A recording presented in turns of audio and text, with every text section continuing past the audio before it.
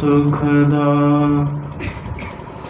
महिमा कही न जाय।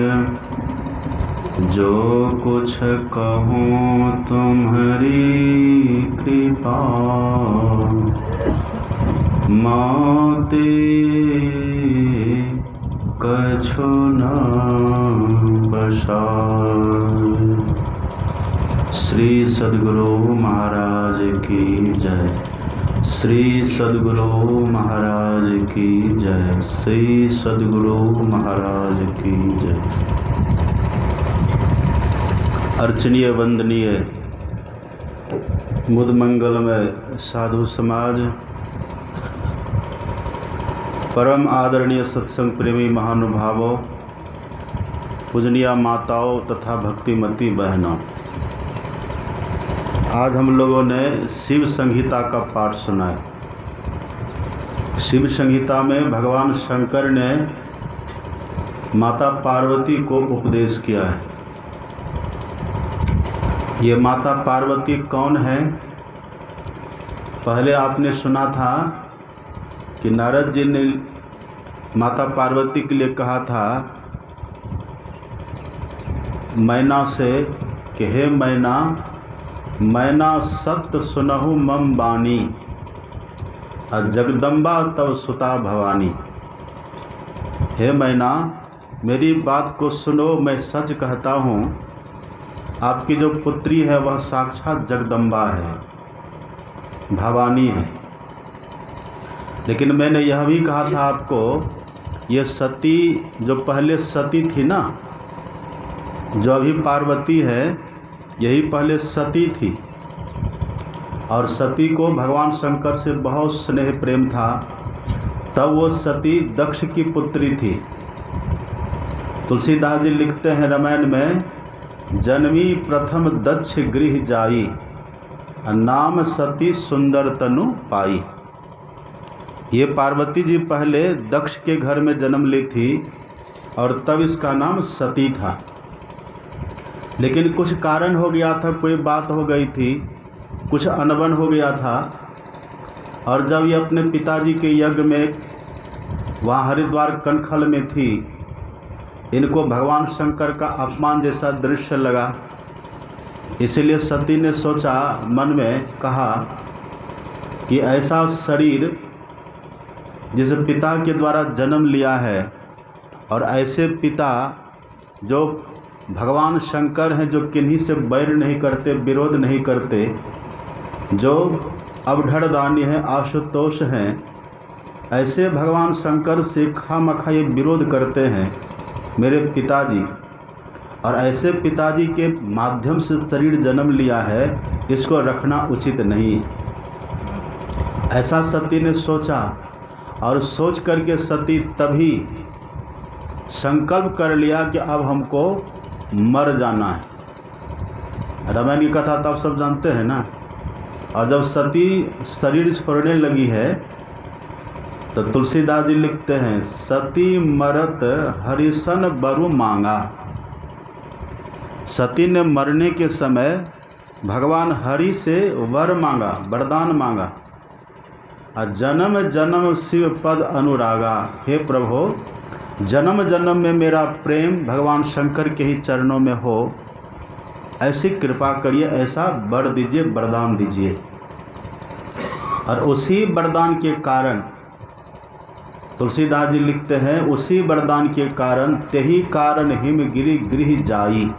उसी वरदान के कारण तेही कारण हिमगिरि गृह जाई, जन्मी पार्वती तनु पाई।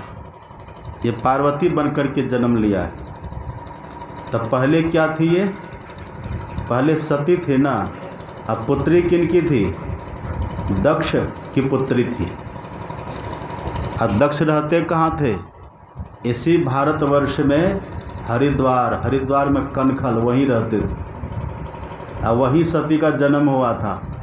और दूसरे जन्म में इसका जन्म हिमाचल प्रदेश आप जानते हैं ना, तब उसका नाम कुछ और रहा होगा। लेकिन जब पार्वती जी का वहाँ जन्म होता है, उस समय हिमाचल एक राजा थे। हिमाचल कहिए या फिर हिमगिरी कहिए, एक ही बात है। उसी हिमगिरी की पत्नी का नाम था मैना। उसी मैना के उदर से पार्वती का जन्म हुआ, तब मनुष्य ही न हुआ। सती थी तब भी दक्ष की पुत्री, तब भी वो मनुष्य ही थी। और जब हिमाचल के घर में जन्म लेती है पार्वती के रूप में, वो मनुष्य ते भी मनुष्य ही है। लेकिन महारानी सती का, पार्वती का सद्गुण इतना था, इनके भीतर खासियत इतनी थी, विशेषता इतनी थी, अपने सद्गुण के बल से, अपनी विशेषता के बल से वही हिमगिरी की पुत्री साक्षात जगदम्बा बन जाती है। ये पहले थी नहीं, ये बनी है। कैसे बनी है? तप करके, साधना करके ये बनी है, पहले थी नहीं। पहले तो सती थी ना, और पहले तो ये ऐसी थी, इनको सत्संग से भी प्रेम नहीं था। पार्वती तो बाद में बनी है ये, और फिर जगदम्बा भी बाद में बनी है ये। इनका पहले का इतिहास आप पढ़िए। तुलसीदास जी लिखते हैं, एक बार त्रेता युग माही, शंभु गए कुंभज ऋषि पाही, संग सती जगजननी भवानी, अब पूजे ऋषि अखिलेश्वर जानी। त्रेता की बात है, भगवान शंकर कैलाश से उतरे और सीधे इसी भारतवर्ष में आए थे, भारत देश में आए थे, और सीधे कुंभज ऋषि के यहाँ, कुंभज ऋषि रहते थे वहाँ तीर्थराज प्रयाग में, ये वहीं गए थे भगवान शंकर। क्यों गए थे? तुलसीदास जी कहते राम कथा सुनने के लिए गए थे। तो भगवान शंकर अकेले नहीं गए। भगवान शंकर ने कहा कि जो कथा सुनना परम पुण्य का काम है, यदि हम पुण्य करने जा रहे हैं तो अभी अभी जो मेरा विवाह हुआ है ना सती के साथ, तो सती को भी लेकर के चलना चाहिए। तो भगवान शंकर ने सती को भी साथ कर लिया, साथ में सती भी है, और भगवान शंकर चले जा रहे हैं। अब पैदल चले जा रहे हैं। चलते चलते भगवान शंकर कैलाश से तीर्थराज प्रयाग पहुँचे, कुंभज ऋषि के यहाँ। और कुंभज ऋषि राम कथा के मर्म को जानने वाले थे। वहाँ जब भगवान शंकर पहुँचे हैं, कुंभज ऋषि ने जब देखा है तो बड़े खुश हुए, और कुंभज ऋषि भगवान शंकर को, सती को अपनी झोपड़ी में स्थान दिया, सुंदर सिंहासन पर, उच्च सिंहासन पर बैठलाया। और तब बैठला करके कुंभज ऋषि भगवान शंकर का और सती का चरण धोने लगे। और कथाकार लोग कहते हैं, महापुरुष लोग कहते हैं, इसी जगह पर सती से थोड़ी भूल हो गई, ऐसा लोग कहते हैं। क्या भूल हो गई? सती के मन में होता है कि अरे हम तो वहाँ से चले थे कथा सुनने के लिए, यहाँ हम तो कैलाश से आए थे, ये कुंभज ऋषि के पास कथा सुनने के लिए, राम कथा सुनने के लिए। हम तो श्रोता हो गए ना, सुनने के लिए आए तो हम श्रोता हो गए, इनके पास सुनने के लिए आए थे ये वक्ता हो गए। तो वक्ता बड़े होते हैं, वक्ता श्रेष्ठ होते हैं, और श्रोता कनिष्ठ होते हैं, श्रोता छोटे होते हैं। तो नियम तो ये है ना, विधि तो ये होना चाहिए ना कि जो श्रोता है वो वक्ता की पूजा करे। नियम तो ये है ना कि जो श्रोता वो वक्ता का चरण धोए। यहाँ तो उल्टी धारा बह रही है। यहाँ तो हम दोनों श्रोता हैं, तो श्रोता का ही चरण धो रहे हैं। और सती कोई साधारण नहीं थी, दक्ष की पुत्री। कहीं कहीं लिखा है कि दक्ष की 16 पुत्रियाँ थी, और कहीं कहीं लिखा है 27 पुत्रियाँ थी। 16 हो या 27 जो भी हो, उन सभी में सती सबसे अधिक सुलक्षणा थी। सती के भीतर सबसे ज़्यादा सद्गुण था, ज़्यादा सुलक्षण था इनके भीतर। अब बहुत बुद्धिमती थी सती, सुंदर तो थी ही। तुलसीदास जी लिखते हैं, नाम सती सुंदर तनु पाई। बहुत सुंदरी थी ये, सुंदरी भी थी और विवेकी भी थी ये। इसलिए सती किसी बात को ऐसे नहीं मानती थी, पहले तर्क की कसौटी पर, तर्क के आधार पर कस करके देखती थी बात सत्य है कि नहीं है। जब बात खड़ी उतरती थी तभी मानती थी। सती ने अकल लगाया, तर्क लगाया अपना, यहाँ तक कर्तव्य ये होना चाहिए कि हम दोनों इनका चरण धोते। ये वक्ता थे, ये कथाकार थे, इनका चरण हम लोग धोते। फिर यहाँ तो उल्टी बात हो गई। ऐसा महापुरुष लोग कहते हैं कि उसी समय सती को हुआ करे, इसका मतलब एक कथाकार बढ़िया नहीं है, ये वक्ता बढ़िया नहीं है। और जब बढ़िया नहीं तो फिर इसका क्या सुनना। और तुलसीदास जी आगे लिखते हैं, राम कथा मुनिवर्ज बखानी। कुंभज ऋषि ने राम कथा शुरू राम कथा की, लेकिन श्रोता तो दो थे ना, दोनों का नाम आना चाहिए। तुलसीदास जी ने एक को कटअप कर दिया, छांट दिया, एक का नाम लेते हैं सुनी महेश परम सुख मानी। सती महारानी का नाम यहाँ नहीं आया। जब साथ में आ रही थी महारानी सती, तब तो नाम था, नाम सती सुंदर तनु पाई, तब नाम था। चले वहाँ से चले तो साथ में नाम था सती महारानी का, लेकिन जब यहाँ कथा प्रारंभ हुई है, सुनने की बात जब आती है, उस समय सती का नाम नहीं है। तो पहले तो ऐसे ही थी ये, पहले तो कभी सुनती थी कभी नहीं सुनती थी, लेकिन वही सती मरने के समय पुनः सती मरत हरि सन बरु मांगा। ऐसा वरदान मांगते कि हे हरि, हे प्रभु, ऐसी कृपा करिए मेरा जो अगला जन्म हो ना, उसमें फिर भगवान शंकर ही मेरे पति हों। और केवल अगला जन्म में नहीं, जन्म जन्म शिव पद अनुरागा। जितना भी जन्म मेरा हो, उन सभी जन्मों में भगवान शंकर के चरणों में मेरा अनुराग बढ़े रहे। ऐसा वरदान मांग करके तब वही सत्य पार्वती बनी। अब पार्वती बन करके अब पहले जैसे ये नहीं है। आप पढ़ेंगे रामायण, जैसे पार्वती का जन्म हुआ है तो तपस्या में लग गई हैं, ये बहुत तपस्या करी हैं। नारद जी ने उपदेश किया है, और नारद जी की बात को मान करके महारानी पार्वती बहुत तपस्या करी है। ये तपस्या कर करके, साधना कर करके, नारद जी को गुरु बना करके तब ये जगदम्बा बनी है। वही अभी जो आपने पाठ में सुना है ना, ये प्रश्न है माता पार्वती का कि प्रभु कृपा करके बतलाइए कि व्यक्ति सभी पापों से मुक्त कैसे होता है, ये कृपा करके बतलाइए। और किस तरह से भजन करे, किस तरह से साधना करे, किस तरह से भक्ति करे ताकि कल्याण हो, ये कृपा करके बतलाइए। ये प्रश्न है पार्वती का। सुन रहे बात? पार्वती मनुष्य थी ना, यही भारत की थी, वो भी रहने वाली मनुष्य ही थी, लेकिन तपस्या करके, साधना करके वो जगदम्बा बनी है। तो कौन सी साधना पार्वती ने करी थी, क्या करके माता पार्वती जगदम्बा बन गई, भवानी बन गई।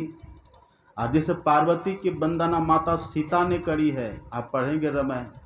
जय जय गिरिवर राज किशोरी, जय महेश मुख चंद्र चकोरी, जय गज बदन सडानन माता, जगत जननी दामिनी द्युति गाता, देवी पूजी पद कमल तुम्हारे, सुर नर मुनि सब हो ही सुखारे, मोर मनोरथ जानहो नीके। ये सब स्तुति है माता पार्वती की, और सीता जी ने की है। अब कल्पना करिए इन पहले कैसी थी ये। तो वही पार्वती जी ने प्रश्न किया है कि कैसा साधन करें, हम कैसा भजन करें, किस तरह से हम भजन करें, किस तरह से हम बैठें, किस तरह से मन को लगावें, किस तरह से बुद्धि को लगावें, किस तरह से तन को रखें, ये कृपा करके हमको बतलाइए। यही है शिव संहिता। ध्यान से सुनिएगा। देखिए हम लोग कैसे हैं, हम लोग भगवान को तो मानते पर भगवान की बात नहीं मानते। भगवान को मानना अलग चीज़ है, अब भगवान की बात को मानना अलग चीज़ है। जैसे कोई है ना, जैसे कोई बोले कि हम पिताजी को तो मानते हैं पर पिताजी की बात नहीं मानते हैं, तो पिताजी खुश होंगे कभी? आप भले ये मत कहिए कि हम पिताजी को मानते हैं, पिताजी जो कहे उस बात को आप मान लीजिए, पिताजी खुश हो जाएंगे। अब पिताजी कह रहे हैं कि देखो हमको पानी चाहिए, पिताजी बोले कि हमको पानी चाहिए। अब पुत्र बोले कि नहीं पिताजी, हम आपको पानी तो नहीं देंगे,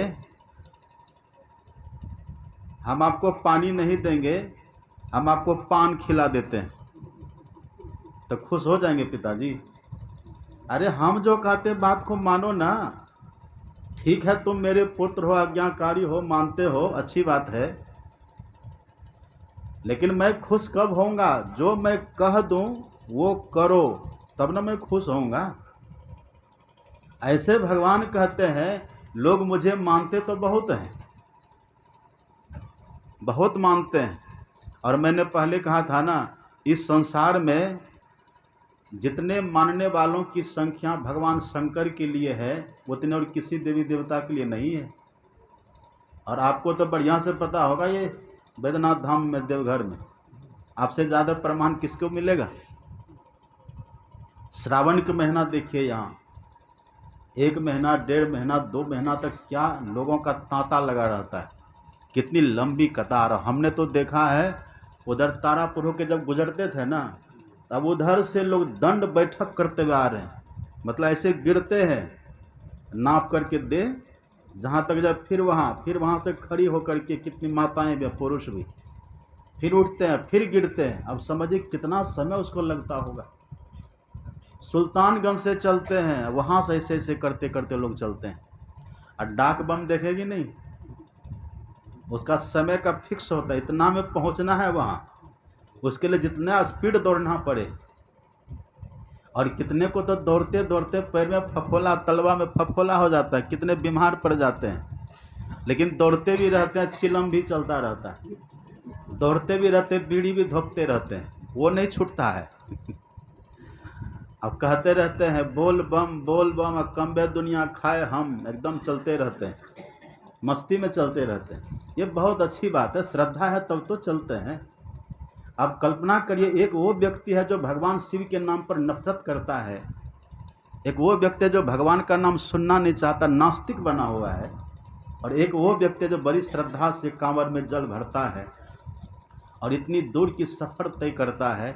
कुछ तो होगा वहाँ, कुछ तो श्रद्धा है, कुछ तो प्रेम है, कुछ तो भक्ति है, तब तो ऐसा कर रहा है। लेकिन भगवान शंकर कहते हैं उतने से हम खुश नहीं हो जाएंगे। वही प्रश्न है पार्वती का कि आप बताइए हमको, आपका किस तरह से भजन करें, हम आपके लिए किस तरह से साधना करें, आप बताइए, क्योंकि आप कैसे खुश होंगे आप ही को पता है ना। देखिए, भक्ति का अर्थ होता है जिसकी हम भक्ति करें वो प्रसन्न हो जाए, यही भक्ति का भाव है। तब प्रसन्न कब होंगे? जब उनकी बातों को हम मानेंगे, वे जैसा कहे वैसा अगर हम करें तो समझिए वो प्रसन्न हो जाएंगे। इसलिए माता पार्वती भगवान शंकर से ही पूछती हैं कि आप बताइए, आप कैसे खुश होंगे, हम कैसे आपका भजन करें, कैसे आपकी भक्ति करें, हम कैसे बैठें, हम मन को किधर लगावें, दृष्टि को किधर लगावें, बुद्धि से क्या विचारें, आप कृपा करके कहिए। ये बात जब माता पार्वती ने प्रश्न किया है, ये केवल पार्वती का प्रश्न है क्या? केवल पार्वती का प्रश्न है? नहीं, ये प्रश्न सबके लिए है। आप पढ़ेंगे ना रामायण, जैसे यहाँ शिव संहिता में माता पार्वती प्रश्न कर रही हैं, ऐसे रामायण में भी माता पार्वती ने भगवान शंकर से प्रश्न किया है। तो रामायण में भगवान शंकर ने कहा पार्वती से, तुम समान नहीं को उपकारी। हे पार्वती, तुम्हारे समान इस संसार का उपकार करने वाला दूसरा कोई नहीं हो सकता। बोले क्यों? तब भगवान शंकर कहते हैं, पूछे वो रघुपति कथा प्रसंगा। तूने रघुपति राम का कथा प्रसंग पूछा है, इससे होगा क्या? तो भगवान शंकर कहते, सकल लोक जग पावनी गंगा। ये केवल तुमको पावन नहीं करेगी, इससे केवल तुम्हारा कल्याण नहीं है। भगवान शंकर कहते, प्रश्न किया है तूने, पर इससे कल्याण होगा संपूर्ण संसार का। सकल लोक जग पावनी गंगा, इससे संपूर्ण लोक का कल्याण है, संपूर्ण लोक इससे पवित्र होंगे, पावन होंगे। ये हम सब के लिए है ना, हम सबके लिए है। वही भगवान शंकर अब बतला रहे हैं कि देवी तुम कैसे क्या करो।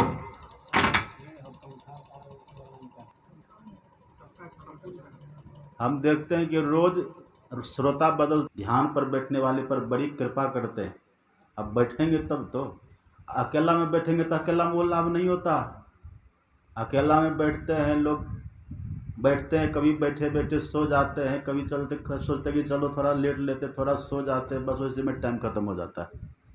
समूह में तो डर के भी बैठे रहते हैं। यही बैठना धीरे धीरे आपको आदत लगा देगी। आप सुन रहे थे ना पाठ में, पार्वती माता ने प्रश्न किया कि प्रभु कैसे बैठें, कैसे ध्यान करें, कैसे ध्यान करने से हमारा कर्म फल मिटेगा। जिस कर्म के फल में हम बंधे हुए हैं, उस कर्म के फल से कैसे हम मुक्त हों, हमारा सही पाप कैसे खत्म हो, ये कृपा करके बतलाइए। वही भगवान शंकर ने कितना कल्याणकारी ज्ञान बताया है।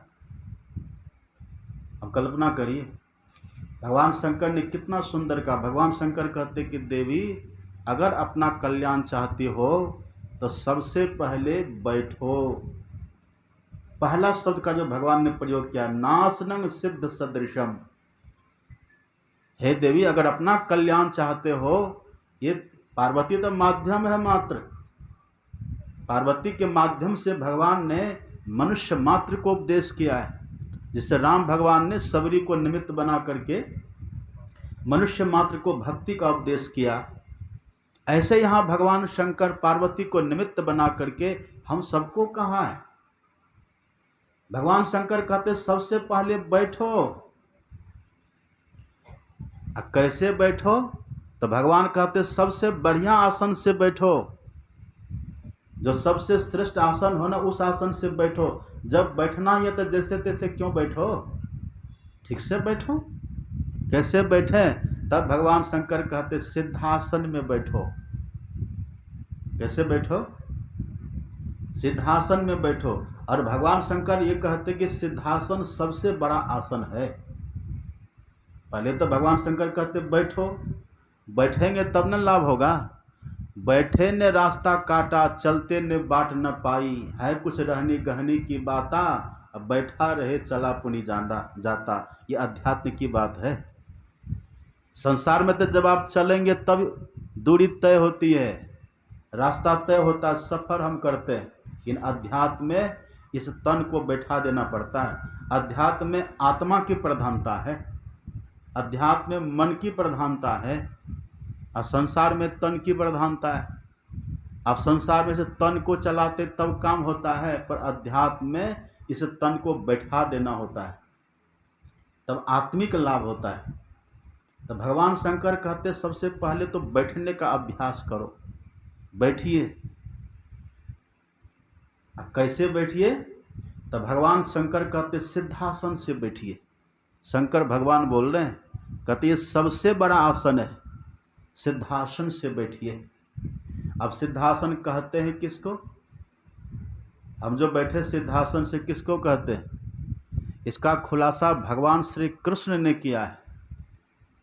यहाँ पर आप कोई मनगढ़ंत बात नहीं सुनेंगे। भगवान शंकर बस संकेत कर दिए माता पार्वती को, अथवा यूँ कहिए कि भगवान शंकर तो पार्वती के सामने थे ना, उनको सिद्धासन बता दिए होंगे। केवल नाम है, हे देवी सिद्धासन के समान दूसरा कोई आसन नहीं होता, इस सिद्धासन से बैठो। लेकिन कहते हैं कि इसको, उसकी परिभाषा क्या? यहाँ परिभाषा लिखी भी नहीं है। इसकी परिभाषा भगवान श्री कृष्ण ने भागवत में बतलाई है। आप पढ़ेंगे भागवत का 11 स्कंद, वहाँ भगवान कृष्ण कहते हैं उद्धव से, उद्धव को भगवान ने सिखाया है बैठने के लिए। उद्धव से भगवान कहते हैं समंकाय शिरोग्रीवम धार्यन नचलम स्थिरः हस्ता उत्संग आधाय स्वनासाग्र कृते क्षणः। भगवान श्री कृष्ण कहते हैं हस्ता उत्संग आधाय, यही देखिए, यही है सिद्धासन, हस्ता उत्संग आधाय। भगवान कृष्ण कहते हैं एक पैर को नीचे रखिए और दूसरे पैर को ऊपर रखिए। इसको पहले रख करके गोद बना लीजिए।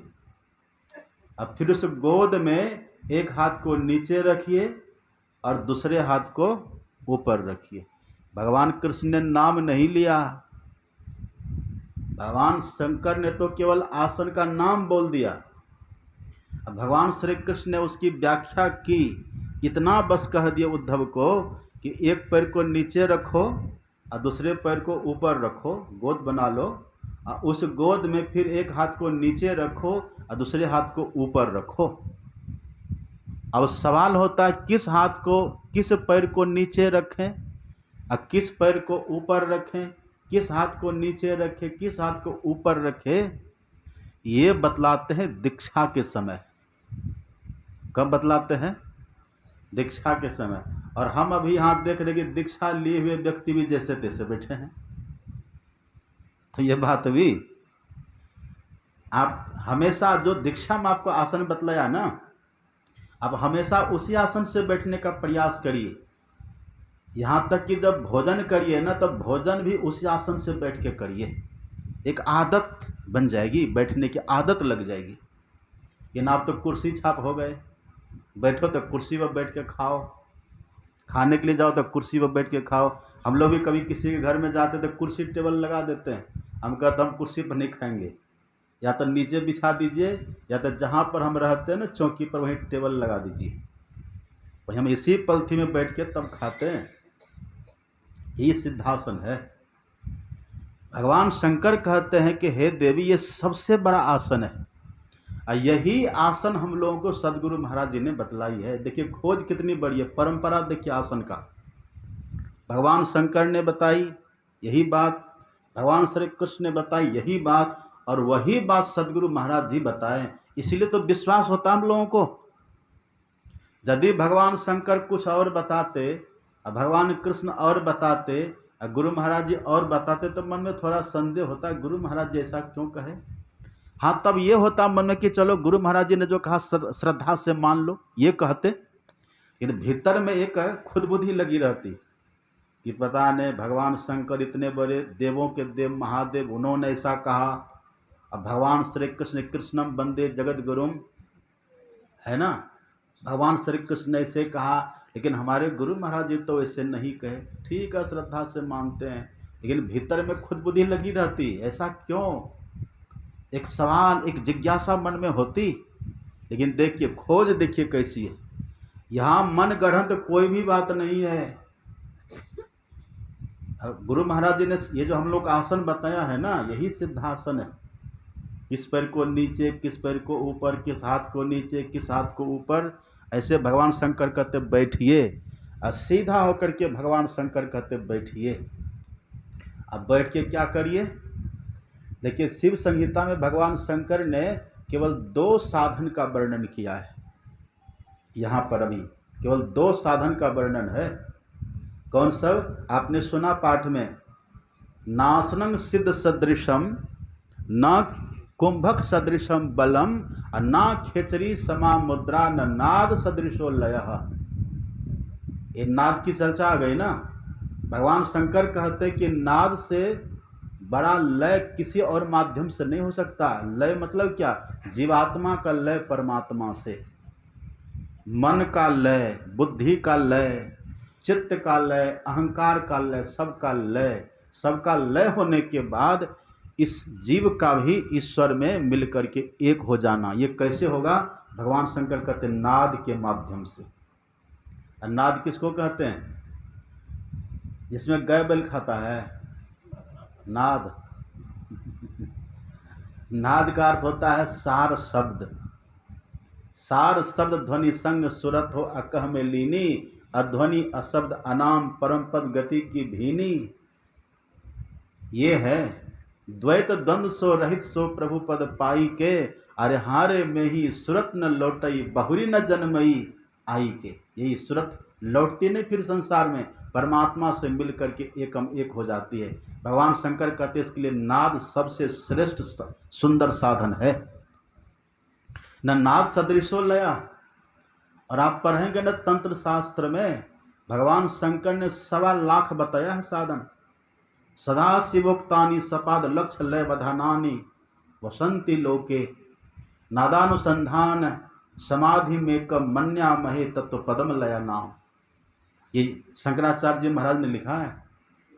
शंकराचार्य कहते हैं भगवान शंकर ने लय के 1.25 लाख साधन बताया। कितना? 1 लाख में कितना हजार होता है? 100,000। 1,000 में कितना 100 होता है? 10,100। आप कल्पना करिए इतना साधन।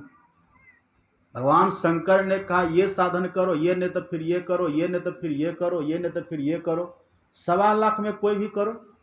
लेकिन जब भगवान शंकर से पूछा कि करना किसको चाहिए, कौन सबसे श्रेष्ठ है, तब अंतिम में शंकराचार्य जी लिखते हैं, अंतिम में आप पढ़ेंगे, शंकराचार्य जी कहते हैं सर्व चिंताम परित्यज्य सावधान न चेतसा नाद मेवानुसंधियो योग साम्राज्य मिच्छता।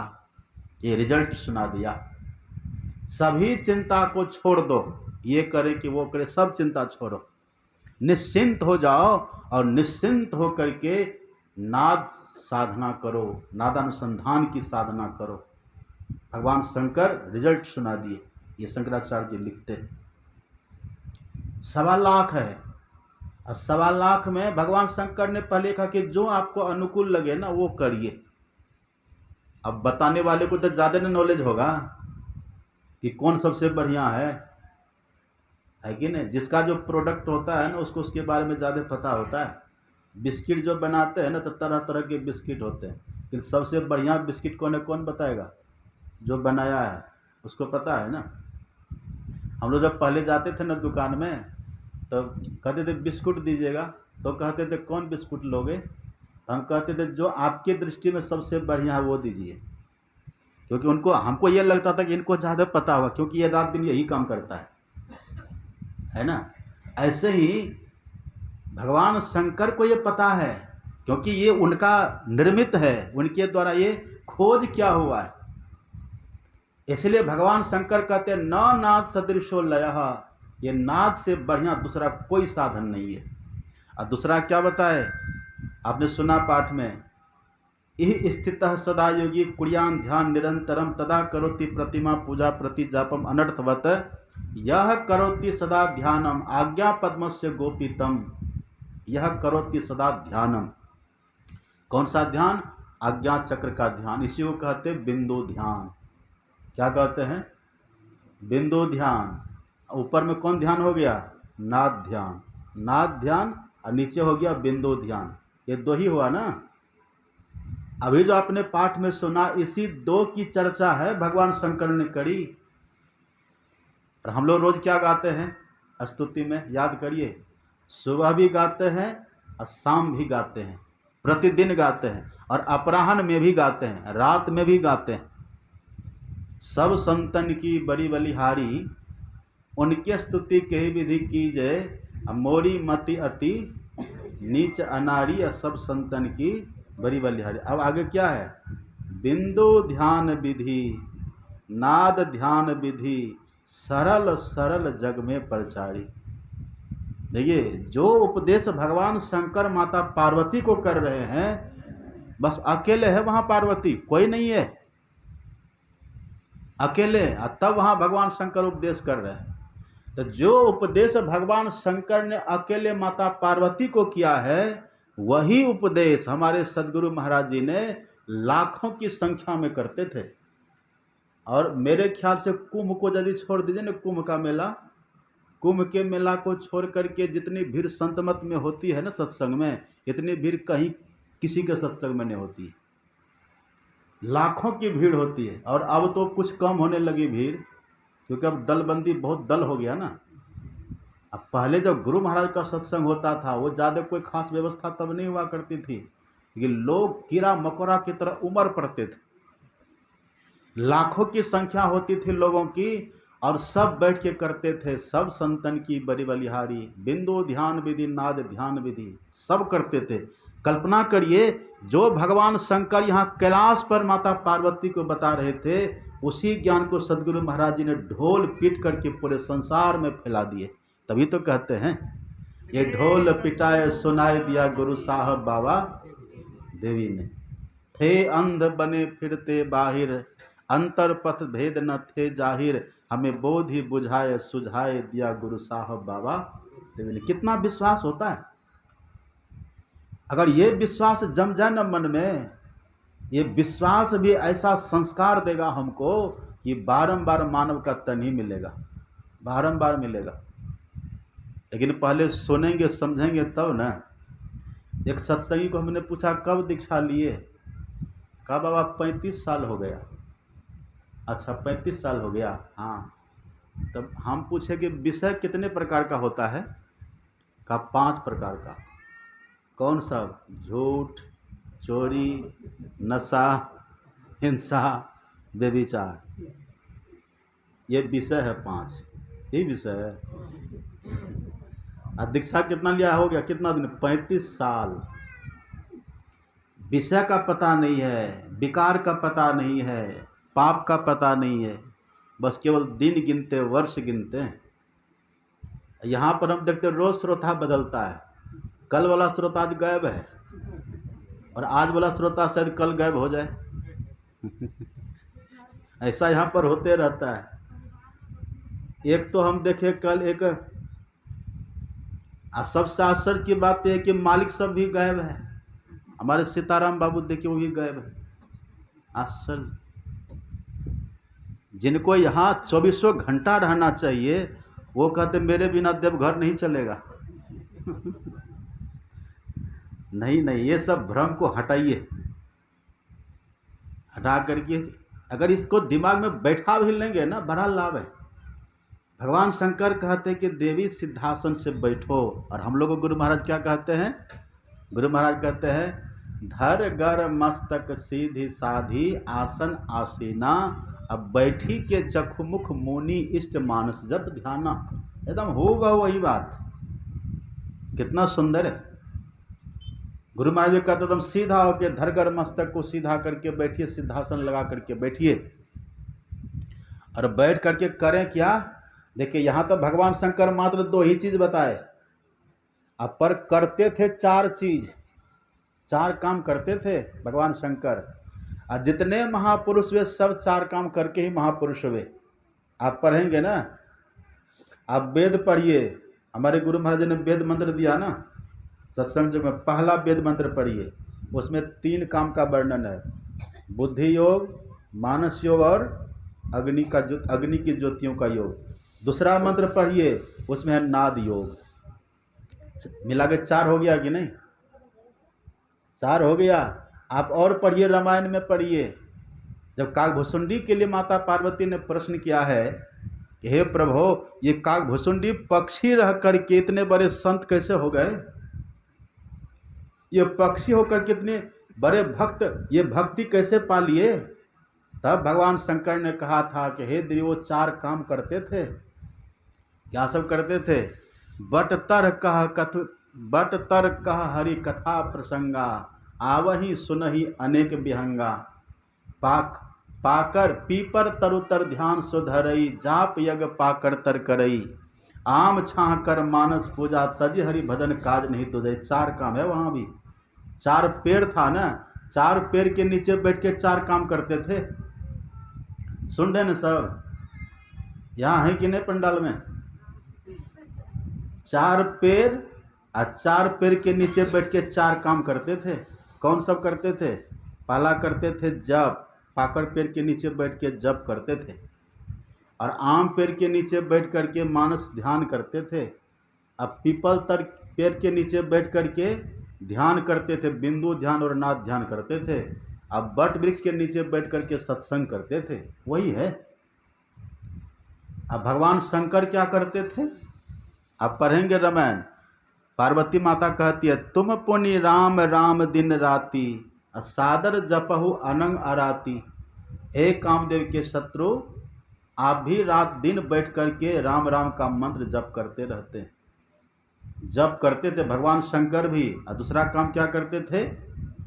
आप पढ़ेंगे मनो थिर करी शंभु सुजाना। मनो मतलब मन, मनु थीर करी शंभु सुजाना, लगे करण रघुनायक ध्याना। ध्यान भी करते थे। तो ये दो क्रिया तो वहाँ बता दिए, ये दो क्रिया यहाँ अभी जो आपने पाठ में सुना, ये बिंदु ध्यान और नाद ध्यान, तो 4 हो गया ना। मानस जप हो गया, मानस ध्यान हो गया, दृष्टि योग हो गया, नादानुसंधान हो गया। यही क्रिया है ना। हम लोग रोज पाठ क्या करते हैं? रोज पाठ करते प्रातः काल, आप याद करिए, मानस जप, मानस ध्यान, दृष्टि साधन और सुरत शब्द योग द्वारा सर्वेश्वर की भक्ति करके, ये 4 साधन। कितनी बड़ी खोज है सदगुरु महाराज जी, कितनी बड़ी देन है ये, कल्पना करिए। अब इसको नहीं करके कोई जहाँ तहाँ भटके तो उसके लिए क्या है? इसलिए हम कभी काल कह देते हैं, संत मत में ही मूल रूप में रामायण को माना जाता है। संत मत वाले ही मूल रूप से रामायण को मानते हैं, क्योंकि रामायण का सार ये 4 साधन है। संत मत वाले ही ठीक ढंग से वेद की आज्ञा को मानता, वेद को मानता है। संत मत वाले ही भगवान शंकर की पूजा करते हैं। संत मत वाले ही भगवान राम की पूजा करते। ठीक से क्यों? ये संत मत वाले राम भगवान की बात को मानते, कृष्ण भगवान की बात को मानते, शिव भगवान की बात को मानते हैं। ये संत मत वाले ही रामायण के अनुकूल चलते, वेद पुराण के अनुकूल चलते हैं। एक व्यक्ति बोल रहे थे परसों तरसों यहाँ कि बाबा जितने सत्संगिया सब है ना, जितने सत्संगिया सब है, कोई ठीक नहीं है। उससे अच्छा तो जो सत्संगी है वो है, हम ठीक हैं। हम बोला अच्छा आप ठीक हैं, नाटक करते हैं। ऐसे सत्संगी बन गया वो। ये जन्मों का संस्कार, हाँ ये हम मानते हैं, कभी पूरा सुधार नहीं है, अभ्यास कर रहे हैं, रास्ता वही है, रास्ता ठीक है, भले उतना नहीं कर पाते हैं, इसका मतलब क्या खराब हो गया वो? ये जन्मों का संस्कार उसको संत मत से जोड़ा है। अभी आप और भटक के 2-4 जन्म जहाँ तहाँ मंदिरों में, मठों में, तब आपको ये ज्ञान प्राप्त होगा।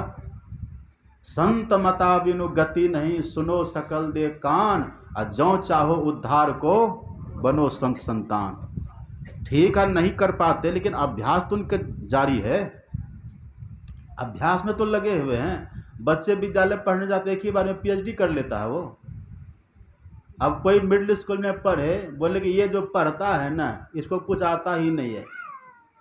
अरे वो मिडिल स्कूल में पढ़ रहा है, अभ्यास कर रहा है, कभी वो PhD भी करेगा, उसका लाइन क्लियर है, रास्ता उनका ठीक है। बिल्कुल रास्ता ठीक हो और तब चलते रहिए। Slow and steady wins the race.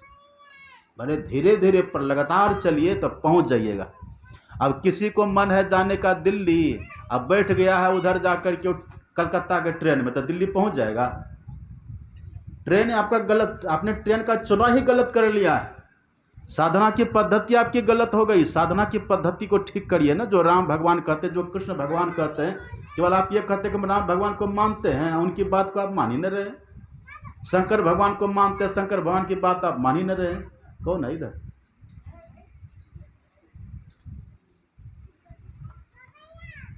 देखते हैं बूढ़ा बूढ़ी सब घर में है, आए ढेड़ी सबको इधर भेज दिया।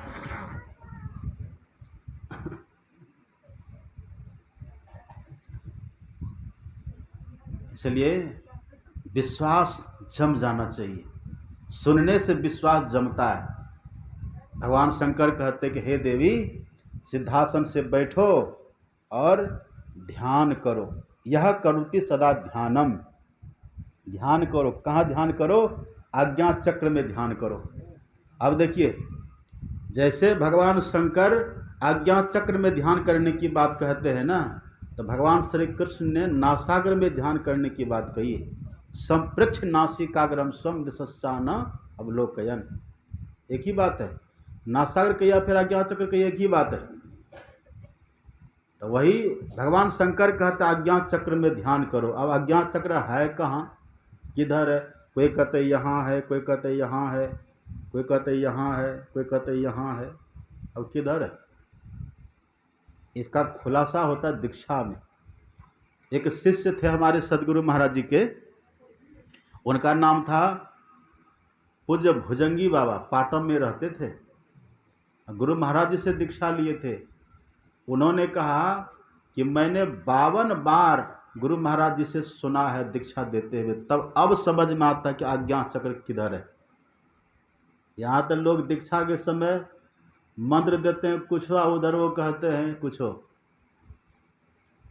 एक बार वहाँ मनिहारी में एक व्यक्ति थे, उस समय गुरु महाराज जी थे ही, गुरु महाराज जी उस समय थे। तो वो व्यक्ति गुरु महाराज जहाँ ठहरे थे ना, सत्संग गए थे जहाँ पर ठहरे थे गुरु महाराज जी, तो गुरु महाराज के रूम के बरामदा पर वो व्यक्ति आए, अब बैठ करके ध्यान करने लग गए। गुरु महाराज जी कहीं बाहर गए थे, खड़ाव पहनते थे गुरु महाराज, तो खड़ाव पहन करके कहीं बाहर गए थे। तब फिर थोड़ी देर के बाद उधर से आ रहे हैं और वो व्यक्ति बैठ करके ध्यान कर रहे हैं, आंख बंद है, आंख बंद है, वो बैठ करके ध्यान जो कर रहे हैं वो कर रहे थे। और गुरु महाराज जी आए और कमरा में जाके बैठ गए, उनको कुछ कहे नहीं, कमरा में बैठ गए। थोड़ी देर के बाद वो ध्यान से उठा तो जा करके गुरु महाराज जी को प्रणाम किया। गुरु महाराज जी कोई मेरे जैसे थे, वो तो त्रिकालदर्शी साक्षात ब्रह्म विचरण करते थे धरती पर। जैसे प्रणाम किया तो सब कुछ जानते थे ना मन की बात। गुरु महाराज जी ने पूछा क्या कर रहे थे, तो सरकार जप कर रहे थे। अच्छा क्या जप कर रहे थे, तो जो आपने बताया। हाँ तो क्या बताया कहिए ना। सरकार आपने कहा था ना किसी को नहीं कहने के लिए। अरे तो हम ही ना पूछ रहे हैं, हम ही ना पूछ रहे हैं, हमको तो कहो क्या जप कर रहे थे। तो जो आप बताए, क्या बताए सो कहो ना। तब वो कहता है सरकार हम जप कर रहे थे, हे में ही बाबा, हे में ही बाबा, हे में ही बाबा। तब गुरु महाराज जी कहते यही हम बताए थे। देखिए दीक्षा लोग लेते हैं पर ध्यान से सुनते नहीं। क्या बताएं, का यही हम बताए थे आपको, का यही ख्याल है, का आप ही का नाम जपेंगे, आपका तो यही नाम है। तब गुरु महाराज जी बोले कि नहीं नहीं ये मंत्र मत जपना। तब फिर से उनको मंत्र बतला दिए। क्या क्या लोग जपते रहते हैं, ये आज्ञा चक्र किधर है, इसको ठीक से जो बराबर सत्संग करते रहते हैं, और जैसे तैसे सत्संग नहीं, अनुभवी पुरुष, अनुभवी जो हों, जिनको शास्त्र का, वेदों का, पुराणों का ज्ञान, मनगढ़ंत बात कहने वाले नहीं, खिस्सा कहानी करके टाइम पास करके ख़त्म कर दिए समय, ऐसा नहीं। जिनके पास कुछ शास्त्रीय ज्ञान है, वेद पुराणों का ज्ञान है और अपना अभ्यास भी है, जब ये सत्संग बराबर सुनते रहेंगे ना। और अपने यहाँ तो नियम है आप कुछ भी ना करिए, लेकिन कम से कम गुरु महाराज जी का एक प्रवचन तो डेली पाठ कर लीजिए घर में। और आजकल तो सोशल मीडिया है ना, आजकल तो घर घर में लोग फेसबुक चलाते, व्हाट्सएप चलाते रहते हैं ना। बहुत ग्रुप चला है संत मत में, उन सभी ग्रुप में गुरु महाराज जी का प्रवचन लोड किया जाता है। आप नहीं पढ़ते कोई बात नहीं, आप उसको ऑन करके सुन लीजिए, एक प्रवचन डेली सुनिए। अगर समय हो तो घर में बैठ के सुनिए, नहीं तो जहाँ आप रहते, दुकान में तो दुकान में, स्कूल में तो स्कूल में, जहाँ हैं एक प्रवचन लगा लीजिए और उसको सुन लीजिए। ऐसे नहीं तो आप ईयरफोन लगा लीजिए कान में। कितना आजकल सुविधा देखिए दे दिया है, सुविधा है पर हम सुविधा का दुरुपयोग कर देते हैं, यही गड़बड़ हो जाता है। सदुपयोग करिए ना, प्रतिदिन एक प्रवचन का पाठ सुनिए, अगर ना कर सके तो सुनिए कम से कम, सब भ्रम मिट जाएगा। भ्रम जब भी मिटेगा तो सदगुरु महाराज के प्रवचन से मिटेगा, उनके ज्ञान से मिटेगा। क्यों? क्योंकि गुरु महाराज जी के ज्ञान में वेद पुराणों का निचोड़ और अपना अनुभव होता है। फिर और भी महापुरुष हैं, उनका भी पढ़िए, उनका भी सुनिए, लेकिन मूल रूप में गुरु महाराज जी का है। और हम लोग वही कर देखते हैं। यहाँ पर कुछ मनगढ़ंत बात होती है, सत्संग योग का पाठ होता है ना, और उसमें तरह तरह के वेदवाणी, उपनिषदवाणी, संतवाणी का पाठ करके उसी के दायरे में रह करके सुनाते हैं। तो पूज्य भुजंगी बाबा कहते थे मैंने 52 बार सुना। ये बात मेरी सुनी हुई है, उनके मुंह से मैंने नहीं सुना, दूसरे के मुंह से सुना है। वो कहते थे मैंने 52 बार दीक्षा देते हुए गुरु महाराज जी को सुना, तब समझा। एक सत्संगी है अपना गोड्डा में, बड़े अच्छे हैं और मन संचालन भी करते, बड़े ज्ञानी हैं और बड़े एकनिष्ठ है संत मत के प्रति। वो हैं, उनका नाम है ओम प्रकाश मंडल जी। वो टीचर हैं अभी, बहुत अच्छे सत्संगी अपने हैं, वो हम लोगों से जुड़े हुए हैं। वो गए थे एक बार कुप्पा घाट, महर्षि संतवीर परमहंस जी महाराज थे ही उस समय, उनके पास गए तो उनको पूज्यपाद ने पूछा कि आपने दीक्षा ली? बोले हाँ सरकार लिए। तो आप दृष्टि योग करते हैं? बोले हाँ। तो दृष्टि योग कहाँ करना चाहिए? तो कह दिया आज्ञा चक्र में, अभी जो आपने पाठ में सुना ना, आज्ञा चक्र में दृष्टि योग करना चाहिए। फिर पूज्यपाद ने पूछा कि आज्ञा चक्र में क्या करना चाहिए? तब बोले दृष्टि का योग करना चाहिए। अब दृष्टि का योग, ये दो दृष्टि है ना हमारी, पूज्यपाद ने कहा कि देखिए जो दोनों दृष्टि है ना तो समानांतर चलती है, ऐसे घूमेगी तो दोनों समानांतर घूमेगी, ऐसे तैसे सीधा तो सीधा समानांतर चलती है। ये जैसे ट्रेन की रेल की पटरी होती है ना, पटरी ट्रेन की समानांतर चलती है ना, एक घूमे तो दूसरा भी, तब ना ट्रेन चलती है। ऐसे रेल के पटरी की तरह ये दृष्टि चलती है, तो इसको कैसे जोड़िएगा वहाँ? तो बेचारे उस समय नए थे तो कुछ नहीं बोले। तब बोले कि आप इसको ठीक से समझिए, विचारिए, और जब नहीं विचार में आएगा ना, आप और कहीं से पूछ के भी जानिए, जब ये नहीं समझेगा तब फिर हमसे पूछेगा, तब बता देंगे। तो ये रहस्य की बात है कि नहीं, भेद की बात है ये। भेद यह गुप्त पाना किसी ग्रंथ से है असंभव, समझ लो किसी संत से, है ना। तुलसी कहे सुनाए तकी, यह राज बातिन है जुदा, रखना हिफाजत से इसे तुझको निशा ऊंचा दिया। हमारे गुरु महाराज जी लिखते हैं, बिन दया संतन की में ही जानना ही सराह को, हुआ नहीं होता नहीं, अब वो होनहारा है नहीं। भगवान शंकर तो वहाँ पार्वती माता को सामने में दीक्षा दे के बता रहे थे, आज्ञा चक्र में ध्यान करो। इसका दीक्षा विधि जान करके, भजन भेद ले करके तब ये साधन करते रहना चाहिए। इसी साधन को बोलते हैं, ये जो साधन करते हैं ना, ये सबसे श्रेष्ठ साधन है। ये साधन करने से आंख बंद करते क्या दिखता आपको? अंधकार। इसी साधन से अंधकार खत्म होता है। हमारे गुरु महाराज जी कहते हैं, ऐन महल पट बंद के चलो सुखमन घाटियो, जिसको भगवान शंकर आज्ञा चक्र कहते हैं ना, उसी को हमारे गुरु महाराज जी सुखमन घाटी कहते हैं। और इसी को संत तुलसी साहब ने सुरत शिरोमणि घाट कहा है। सुरत शिरोमणि घाट गुमठ मठ मृदंग बजे रे। वो हमारे गुरु महाराज कहते हैं, ऐन महल पट बंद के चलो सुखमन घाटी हो, दृष्टि डोरी स्थिर रहे। जैसे दीक्षा में आपको बताया ना दृष्टि योग करने के लिए, जब उस तरह से दोनों दृष्टिधार को मिला करके एक जगह पर रखिएगा तो परिणाम क्या होगा? दृष्टि डोरी स्थिर रहे, परिणाम क्या होगा? तम बिचही में फाटी हो। तम मतलब क्या होता है? अंधकार। तम फट जाएगा, और तम फटेगा तो क्या होगा? जम हट जाएगा। तम के फटने से जम हटता है। जब तक है तम तब तक है जम। एक तो अंधेरी कोठरी, तामे दियाना न बाती हो, अब बहियाँ पकड़ी जम ले चले, कोई संग न साथी हो। तो जब तक अंधकार अपने भीतर में है तब तक हम जम के फंदा में पड़े हुए हैं, मरने में कष्ट होगा। और ये ऐसा साधन है, देखिए भगवान शंकर को मृत्युंजय कहते हैं ना लोग, इसी मायने में मृत्युंजय है भगवान शंकर। ये साधना भगवान शंकर की बात मान करके जो करे उसके लिए भगवान शंकर मृत्युंजय है, मतलब मृत्यु पर विजय, जय उसके लिए है। न तो केवल ये ओम उर्वारुकमिव ये सब करने से केवल नहीं होगा, इसके लिए ये साधना करना पड़ती है। साधना जो करते वो मृत्युंजय हो जाते हैं, वो मृत्यु पर जय प्राप्त कर लेते हैं। और नहीं तो करोड़े मनवा दिन की तदवीर, जब जमराजा आन पड़ेंगे नेक धरत नहीं धीर, अब मुंगरिन मारी के प्राण निकासत व्याकुल हो शरीर, करोड़े मन वा दिन की तदवीर। ये साधना है। तो ये जैसे तम फटा जम हटा, कबीर साहब कहते हैं लखत लखत लखी परे, जो दोनों दृष्टिधार को वहाँ स्थिर करके रखेंगे ना, लखत लखत लखी परे आ कटे जम फंद है, जम का फंदा कट जाता है। ये साधना वही भगवान शंकर बता रहे। अब सुनिएगा ध्यान से, बहुत ध्यान से सुनिए।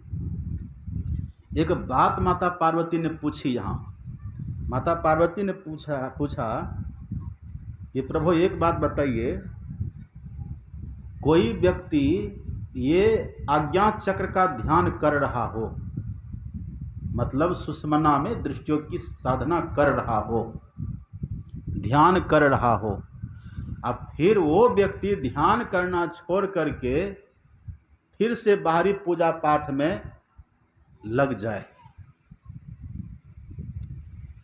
उसके लिए आपका क्या कहना है? किसने प्रश्न किया?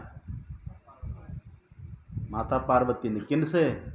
भगवान शंकर से। ये साधना कोई करे और फिर ये साधना करना वो छोड़ करके फिर से इधर के पूजा पाठ में लगे, किसी मंदिर में जा करके मंदिर का भगवान का अभिषेक करे, वहाँ मंत्र पढ़े। लोग मंत्र पढ़ते ना, ओम भूर्भुवः स्वः तत्सवितुर्वरेण्यं भर्गो देवस्य धीमहि धियो न, तो मंत्र पढ़ते ना, वो करे।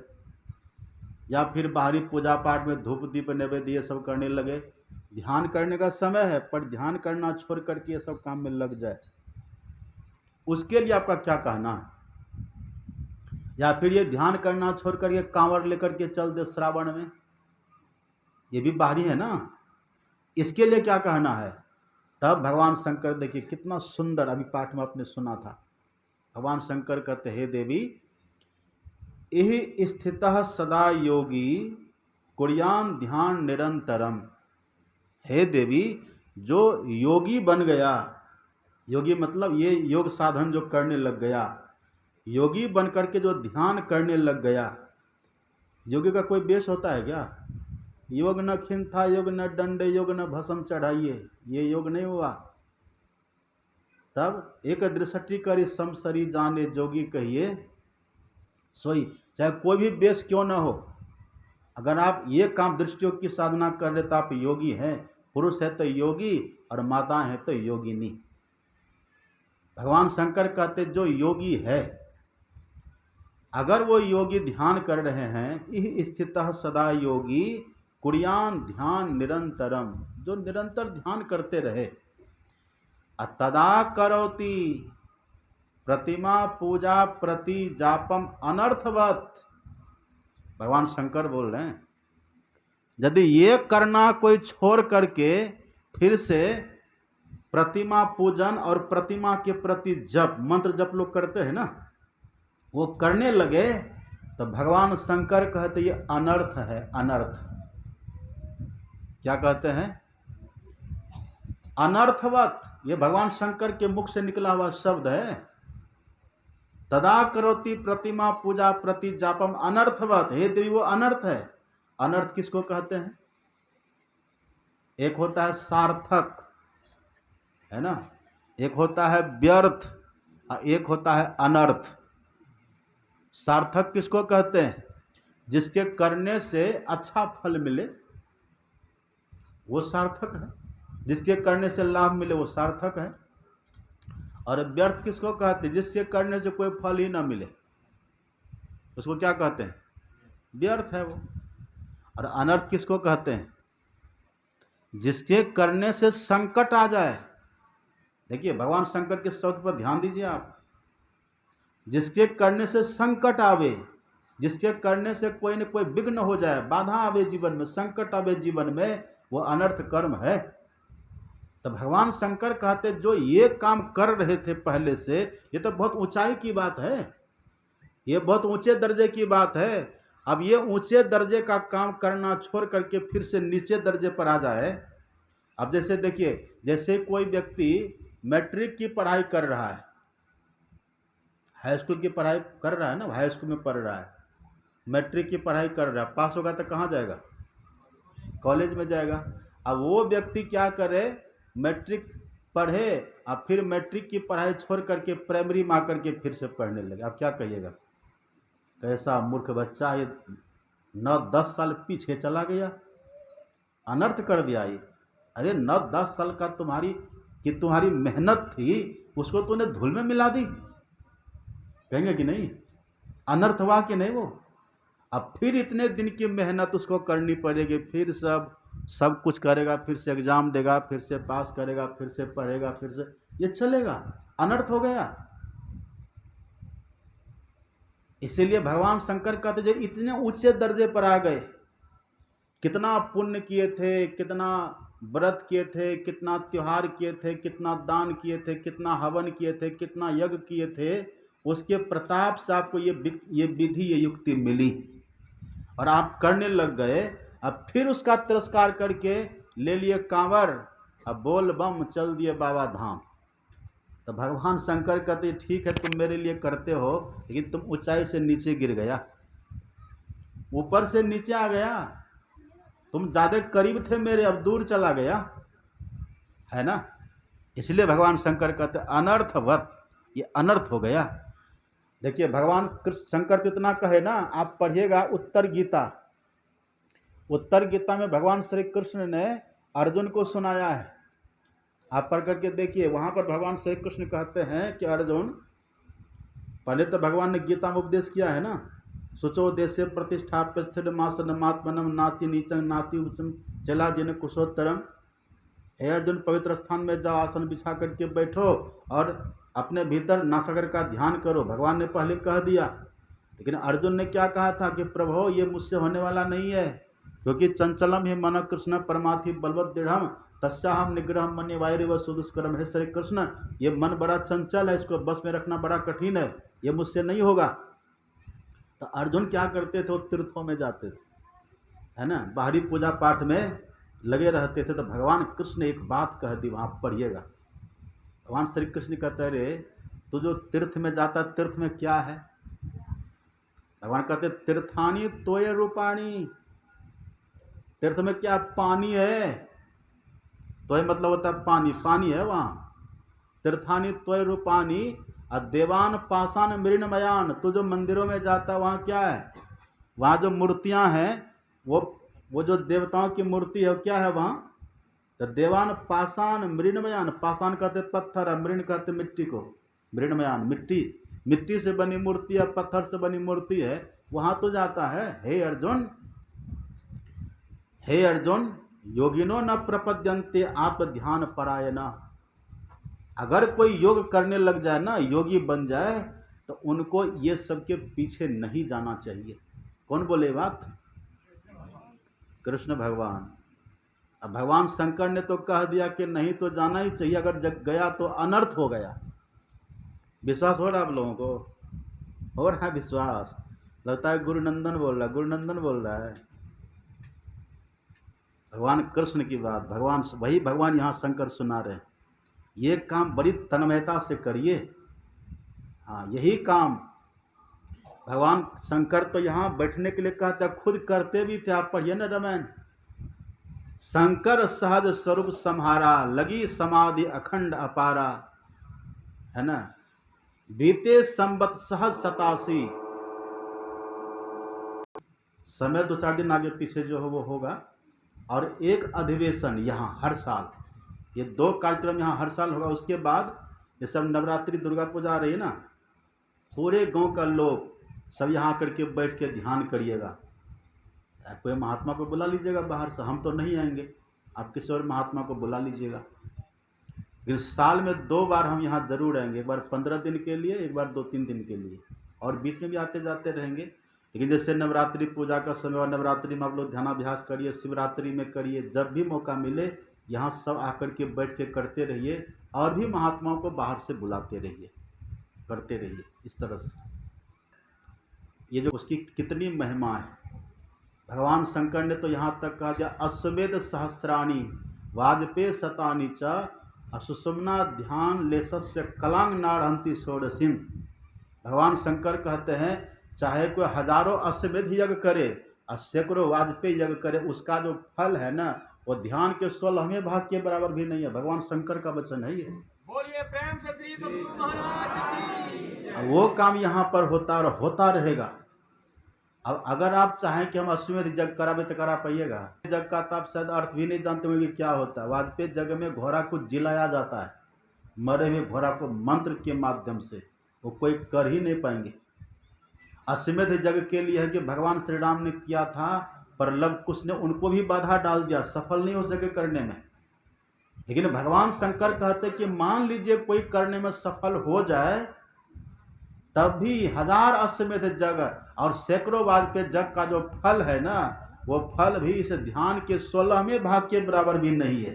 अब क्या कहेंगे भगवान, कहिए। तो ये काम यहाँ पर हर साल होगा। तो मैंने सोचा है, और आश्रम का विकास भी तो करना है ना। यहाँ पर देखते छोटा सा हॉल है, तो मैंने सोचा